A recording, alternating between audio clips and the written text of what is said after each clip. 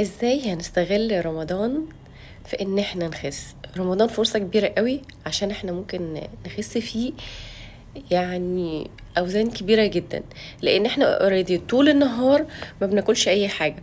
ودي حاجة ممتازة جدا في اي رجيم ممكن تعمليه. اولا بيريح المعدة، بيريح الجسم، بيخلي الجسم مستعد ان هو هيبدأ يستقبل الاكل بشكل ممتاز جدا.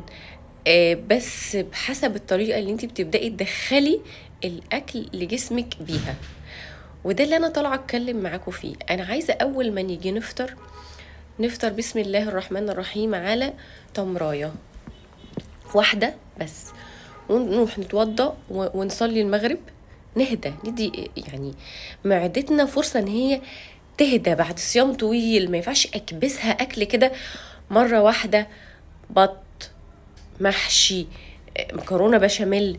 هتعب جدا وهزيد جدا في الوزن. هلاقي نفسي بعد رمضان زدت 5 6 7 كيلو. ليه؟ ده انا ممكن انزلهم، بس انظم نفسي، انظم شراهة اكلي. الهجمة اللي هي بعد الاذان دي هي دي اللي عايزة اهدى عليها. هرجع بعد الصلاة. تمام، انا طبعا خدت تمراية قبل الايه، قبل الصلاة. بعد الصلاة هرجع هخش على البروتين بتاعي، ان كان فراخ، بط، لحمة، وز، كفتة، هبدأ بيه. البروتين بيخلي الشبع عندك يوصل اسرع من ان انت تبدأ فطارك برز، مكرونة، عيش. هيخليك تفضل عندك جوع طول ما انت بتاكل. ممكن تفضل تاكل كمية كبيرة قوي وانت مش حاسس. لا، انا بدأت بالبروتين بتاعي خلاص. هخش بعد كده يعني اخلصه، اخش بعد كده على الايه، على الخضار اللي موجود: كوسة، فاصوليا، بسلة، بجزر، whatever الخضار اللي موجود عندك بتاكله. تمام. بعد كده طبعا بتبص بقى على النظام اللي انت ماشي عليه. انا يعني كل واحد طبعا ايه، انا ما اقدرش اعرف نظامك ايه او نظامك ايه اللي انت ماشيه عليه، او النظام ايه اللي يناسب جسمك. فانت لو ليكي كارب بتبدأي تاخدي الكارب بالكميات المسموح ليكي بيها بس في الاخر. لو ملكيش كارب بتبقى طبعا الكميات معاكي في الخضار والبروتين مفتوحة. تمام كده. احنا اتكلمنا عن ايه، عن ازاي يعني ابدأ اكلي بعد الايه، فترات طويلة من الصيام. هخش بقى بعد الفطار حلويات، كنافة، قطايف. ده ممنوع خالص، ده ممنوع خالص. انا لازم اقعد على اكلي في الفطار، اشبع، اقوم من على الاكل انا خلاص مش عايز تاني حلويات. انا اكلت التمرية بتاعتي وخلاص. انا لازم احافظ على جسمي اللي ربنا ادهوني هدية. ما ينفعش افضل اديله حاجات نون هيلثي بالشكل ده. لازم اكون عندي مقاومة عشان انا لما سني يكبر ما محتاجش ان انا حد يجي يشيلني يحطني. لا، انا افضل دايما ماشية على رجلي. هتكلم عن الخشاف. الخشاف هيعوضك عن احتياجك للسكر. عندك المكسرات في الخشاف، عندك التمر، عندك المشمش، القراصية ممتازة جدا كمان لو عندك امساك، ممتازة ممتازة ممتازة. تمام. وبنحط عليهم لبن، ممتاز. كل ده جسمي يبقى فرحان ومبسوط قوي وانا باكله. تمام. ده احتياجي للاكل. بس بقى يعني ايه، خلاص انا قمت من على الفطار شبعان فهاكله بقى ايه، خلاص متاخر بقى، يعني على الساعه 12 كده، او يعني من 10 ل 12، يعني اكون ايه، جعت بقى تاني. جسمي يكون خلاص طلب اكل تاني. يعني انا مش افضل اكبس جسمي من غير ما يطلب اكل، من غير ما اكون حسيت بالجوع. لازم احس بالجوع الاول، لازم اتعامل مع جسمي بذكاء. مش افضل اديله وحاسسه بتقل وتعب ليه؟ لا، انا استنى لما اجوع وبعدين ابدا ادخل جسمي اكل جديد، واكل يكون جسمي مبسوط منه. اكله ما تعبش ما هبطش، لا اكله ابقى نشيط وحاسس بحيويه. حاجه تانية عايزه اتكلم عليها النهارده: المشي. المشي يا جماعه، انا لازم كل يوم انزل امشي اقل حاجه نص ساعه قبل الفطار. انا صايم وهمشي، حرقي هيعلى جدا، هلاقي نفسي بنزل كل يوم على الميزان ارقام انا مش متخيلها. المشي بيجري الدموية في جسمك، بينشط جسمك، بيخسسك. المشي ممتاز عشان صحتك، عشان تفضلي دايما ماشية، ما تقعديش، لا امشي. خلاص مش قادرة انزل امشي، عندي ظروف في البيت، صعب بالنسبة لي يا دكتورة ان انا انزل امشي، فافتح على التلفزيون وعلى اليوتيوب فيديو في نص ساعة، بس نص ساعة اي رياضة انا بحبها، اي فيديو من فيديوهات اللي هي الرياضية، النشاط، اعمل تمارين كارديو، اعمل اي نشاط نص ساعة، اجري جسمي، اجري الدموية اللي فيه، اخلي الحرق عندي يطلع للسما. حركة بسيطة جدا وفي نص ساعة بس من اليوم، وهتفرق معاكي في الحرق جدا جدا جدا، هتعلي الحرق وهتشوفي الفرق على الميزان. بعد ما تعملي الحركة اللي انا بقولك عليها دي، اللي هي ان انت لازم تعملي رياضة نص ساعة في يومك، ومفضل جدا ان انت تعمليها قبل الفطار، هتفرق معاكي جدا جدا جدا. هاجي بقى للسحور، عايزة اتكلم معاكم على السحور. احنا في السحور غالبا ما بنكونش جوعنا قوي اصلا، يعني النهار الايام دي بسيط وسهل، والصيام سهل، وبناكل وبنرجع بعد كده بناكل تاني. هنيجي على السحور، انا عايزه السحور يكون خفيف خالص، يعني هقعد على السحور، هاخد طبعا حسب نظامي. في عندك حاجات كتير وبدايل كتير حسب نظامك، في عندك الزبادي، عندك السلطة، عندك البيض، عندك الخضر يعني طماطم وخيار. لو عندك كاربس بتاخدي الكارب بتاعتك بكمية صغيرة حسب اللي الدكتور حاسبها لك في سعراتك الحرارية، حسب وزن جسمك. تقدري ترجعي لي وانا احسب لك الكارب بتاعك لو انت ماشيه على لو كارب، او لو انت ماشيه على صيام متقطع. الموضوع سهل قوي يا جماعه. انا عايزاكم تشوفوا قناتي على اليوتيوب وتعملوا سبسكرايب وتتابعوا معايا كل فيديوهاتي، هفيدكم كتير قوي بالمعلومات اللي هنزلها كل يوم. السلام عليكم ورحمه الله وبركاته.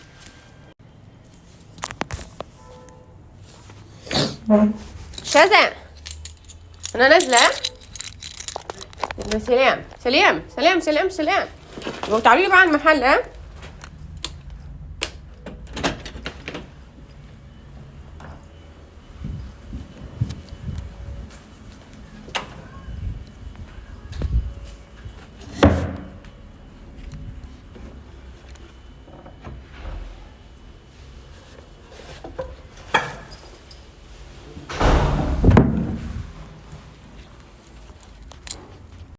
علاج الأكل العاطفي مش في الأكل، علاج الأكل العاطفي مش موجود في الطبق، علاج الأكل العاطفي في التعامل مع مشاعرك. لو هتستفيدي من الفيديو، عايزاكي تعملي لي لايك وسبسكرايب على القناة. معاكم دكتور شيرين إبراهيم نصر. نفسيتي في وزني، في شكلي، في قوامي، في صحتي. ليه استسلم للاكل العاطفي؟ ليه باكل وانا مش جعانه؟ الفرق بين الجوع الجسدي والعاطفي باين، لانك بتبقي في الاكل العاطفي لسه اكله وشبعانه ومبسوطه، فجاه لقيتي نفسك جعانه، ده اسمه اكل عاطفي. ازاي مشاعرنا بتسوقنا للاكل؟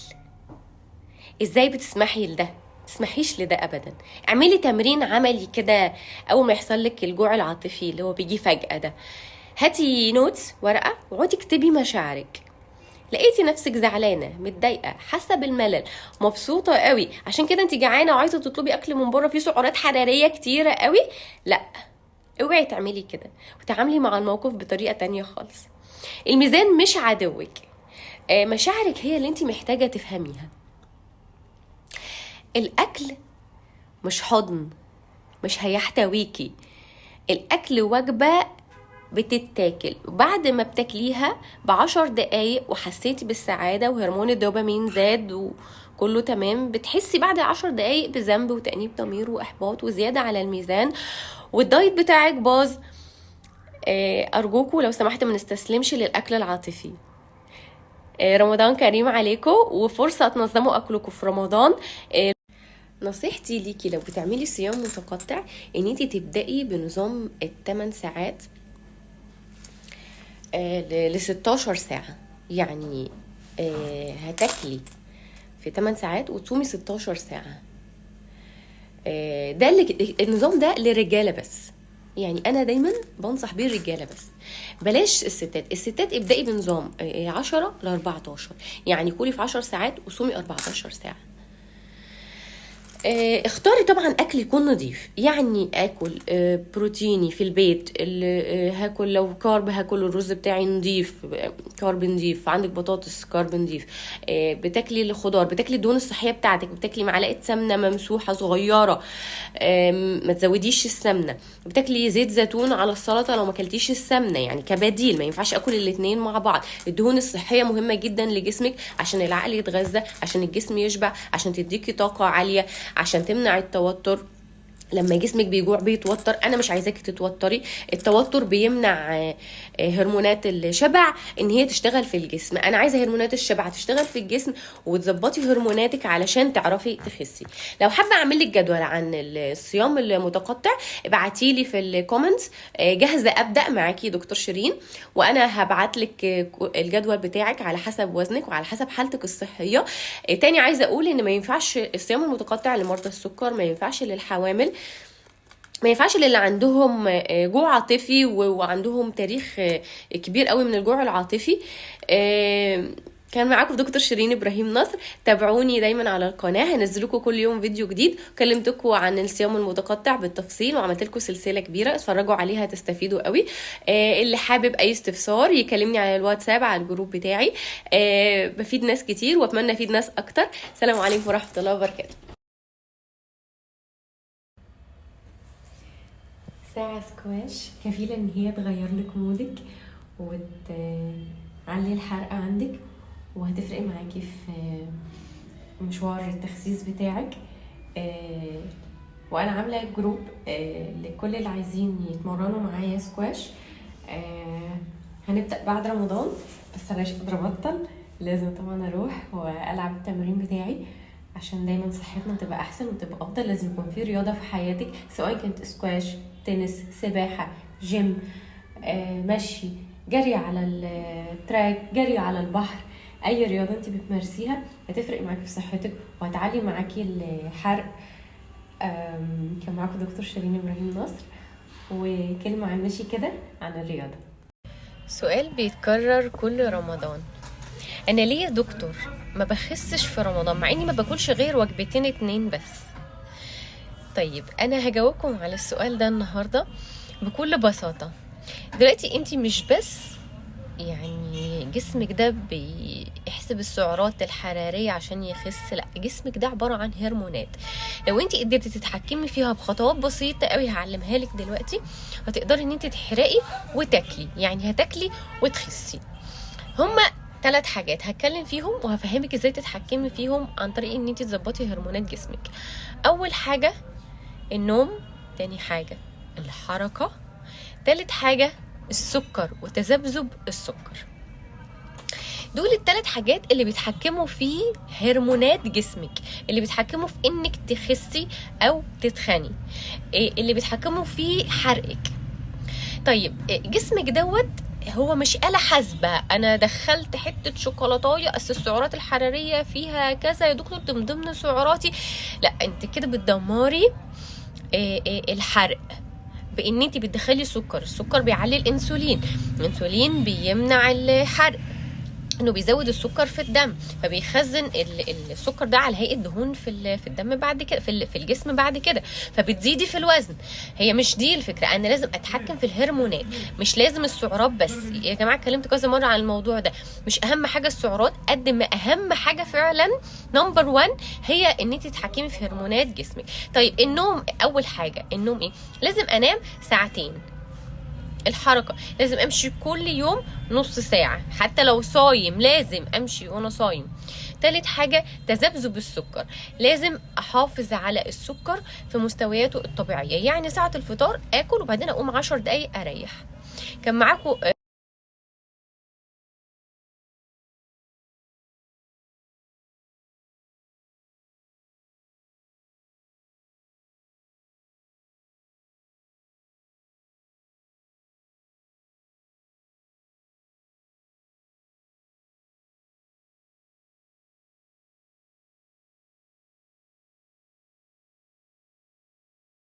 جيم سكواش كافي يخليكي في قوة وحيوية ونشاط لمدة 3 أيام حرق مستمر.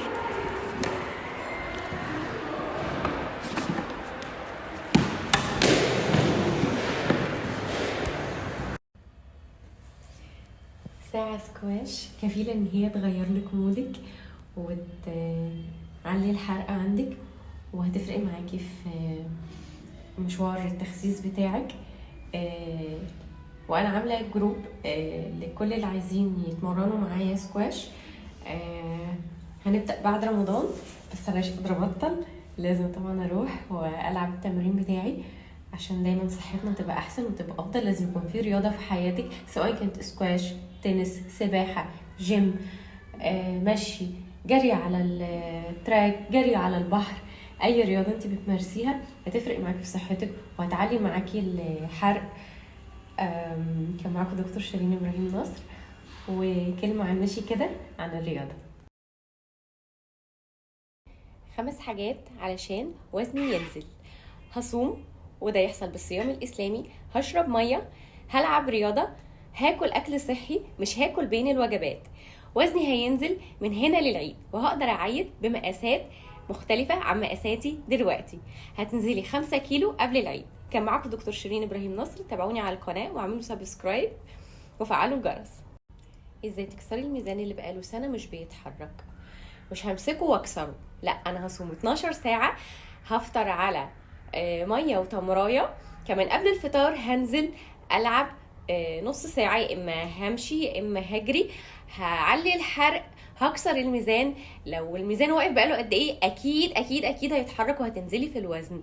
كان معاكم دكتور شيرين ابراهيم نصر. اعملوا سبسكرايب على القناه وفعلوا الجرس، وهنزلكم في الميزان كل يوم بمعلومه جديده باذن الله.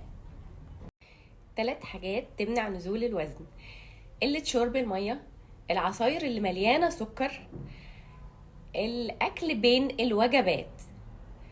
لو عايزه تخسي صح، تابعي قناتي دكتور شيرين ابراهيم نصر واعملي لي سبسكرايب وفعلي الجرس.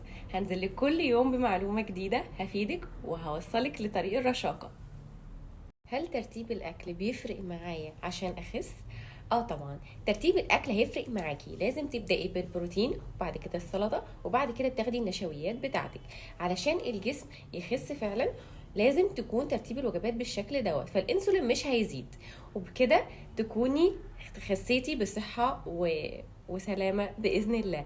معاكم دكتور شيرين ابراهيم نصر. اعملوا سبسكرايب على القناه وفعلوا الجرس، وقولوا لي خسيتوا قد ايه من اول رمضان.